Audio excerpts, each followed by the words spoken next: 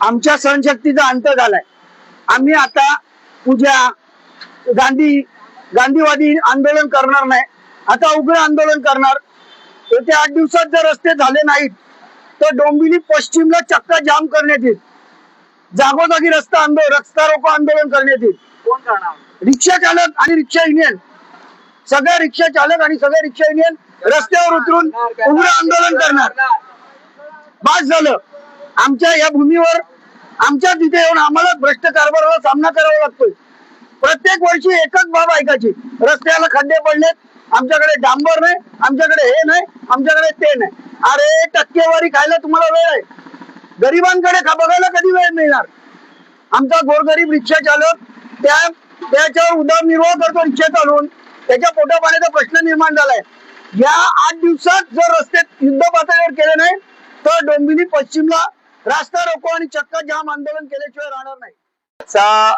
हे जे आमचं जे आंदोलन आहे हे आपल्या सगळ्यांना हास्यास्पद वाटेल, परंतु या भेकड आणि भ्रष्ट अधिकाऱ्यांना कल्याण डोंबिवली महानगरपालिका यांना कोणत्याही प्रकारचा सेन्स राहिलेला नाहीये।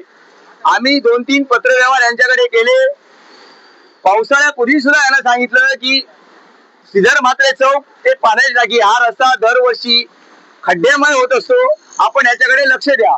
परंतु एक पत्र दिल्यानंतर यांनी थुकपट्टीचं काम केलेलं आहे। थुकपट्टीचं काम म्हणजे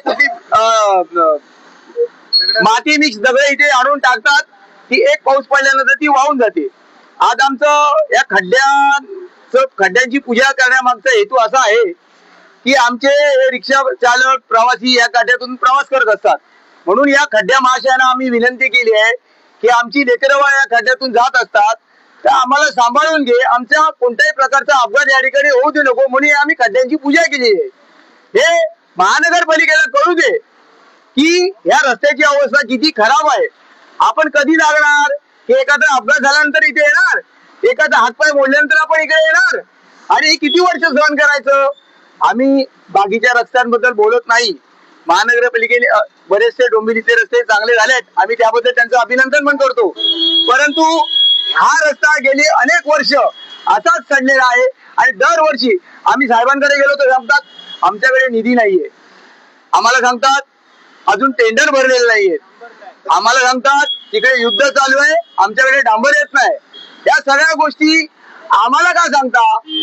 आमचा जो रिक्षा चालक असेल किंवा नागरिक असेल, एखादा सगळ्या प्रकारचे टॅक्स भरतो, ज्यावेळी एखादा आम्ही टॅक्स भरत नाही त्यावेळी आम्ही कारणं दिली तर तुम्ही ऐकता का? आम्हाला फक्त महानगरपालिकेने हे सांगावं, तुम्ही आमची कारणं ऐकता का की आमच्याकडे पैसे नाही आहेत, आमचा प्रॉब्लेम आहे, आमची कंपनी बंद आहे, हे तुम्ही ऐकता का? आमचं नाही ऐकत। म्हणून आम्हाला या येत्या 8 दिवसात हे जर रस्ते बरोबर झाले नाही तर ह्यापेक्षाही भयंकर आंदोलन होईल।